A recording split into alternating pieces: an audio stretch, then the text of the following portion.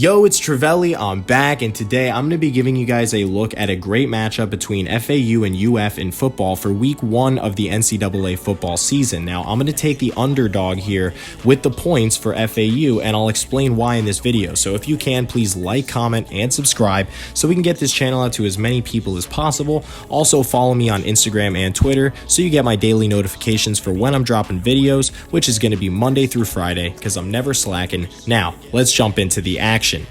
I'm living life like this. Maybe give a little glimpse, maybe give a little glimpse. We have a 24.5 point line here to start, with FAU being the considerable underdog here, but I am going to tell you for multiple reasons why not only do I think FAU is going to smash that spread. Honestly, FAU has a chance to win outright, so if you've got $100 laying around and you want to put it on the Owls, I'll be at this game. Now, I'm obviously an FAU Owls alum, and I'm a big fan of the Owls, but I want you guys to know that this is not coming from emotion. I'm going to tell you right now. Let's go through the Florida Gators roster here and just know that 90% of their offensive production is gone from last year, where you have Kyle Trask, NFL. Now you have Emory Jones taking over that position, where he went 18 for 32 in relief of Trask last year for 221 yards, 56% completion rating, which is not good by anyone's standards. Only a 7-yard average. It's actually 6.9, but we'll give him the 7. And his longest throw was a 30-yard completion. He threw 2 touchdowns, 1 interceptions. Now, I'm not dogging on this kid. Obviously, he's young and inexperienced, and if he has a playbook built for him, which he will this year, he can obviously flourish. But his rushing game isn't going to help him with Dameon Pierce, who only had 100 rushes for 500 yards last year. Now, a nice average of 4.7, 4 touchdowns, but Malik Davis, the second highest on the depth chart there, 66 attempts for 310 yards.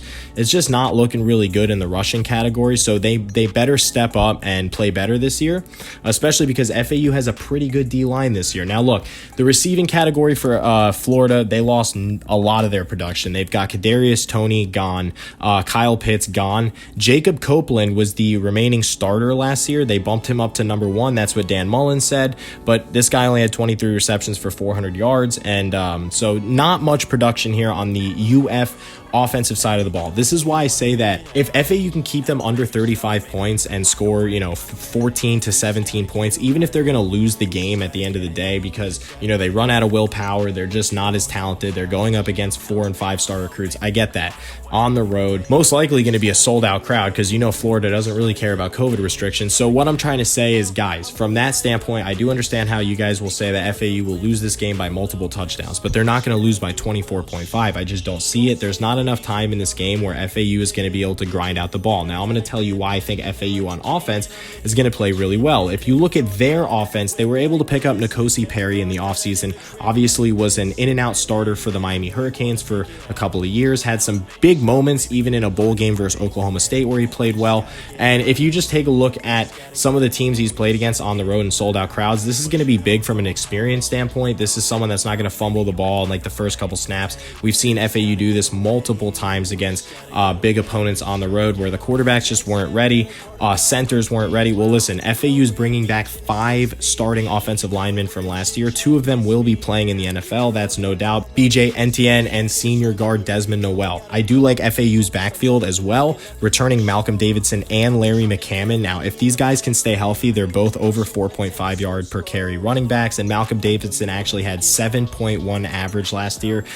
He's just a beast. If you know who Malcolm Davidson is, this guy can absolutely tear it up next year. And if he's healthy and Larry McCammon are both ready for week 1, this is going to keep the UF offense off the field more than you would actually expect. Now, with N'Kosi Perry battling Michael Johnson Jr. for that quarterback position, Michael Johnson Jr. is a Penn State transfer. This is a big pickup for FAU for the future, but if N'Kosi Perry can actually play well this year, I'm okay with Michael Johnson sitting out this year. Wait, your future is definitely guaranteed here at FAU. Just wait it out.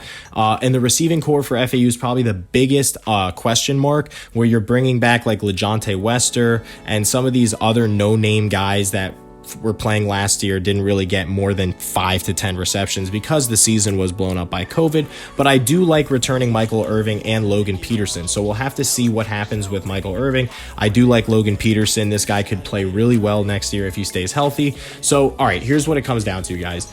FAU has a starting quarterback that's experienced and said he really likes what he has around him, which is very, very good, because obviously if you're destitute at the receiver position but your quarterback likes what he sees, it could be quarterback talk, but we'll see what happens. I like the defense, what they bring back on the defensive line. That's going to be big time for FAU, where they bring back some huge players, some great linebackers as well. Chase Lassiter, you're going to have Khalif Bryce back as well. FAU did lose a couple players on defense to transfers and graduation and stuff like that, but what it comes down to for me, guys, is that if you look at the last time FAU played UF was ranked number 7 or number 8, I can't remember, in the nation at the time. I think they were like 8-1. FAU was 2-9. Their coach was Charlie Partridge.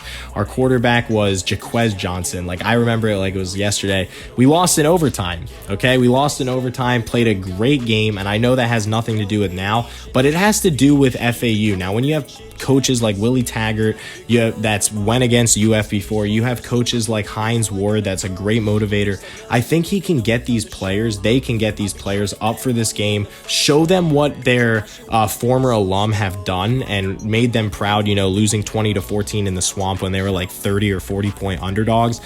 They're only 24.5 underdogs now, and they got to go out and prove that, you know, they can actually do it. So if you're betting on this line, I'm definitely giving you my graces to pick FAU, not only outright, put $100 on it, but definitely take the points with FAU. If the line adjusts to 20 or 19 or 19.5 or 18.5 or something along that lines, then definitely reconsider your position. But if you can lock it in now at 24.5, please do so. This is a great bet. And that's all I got for today, guys. I'll talk to y'all later. Have a great one. Peace. I'm living life like this. Maybe give a little glimpse, maybe give a little glimpse.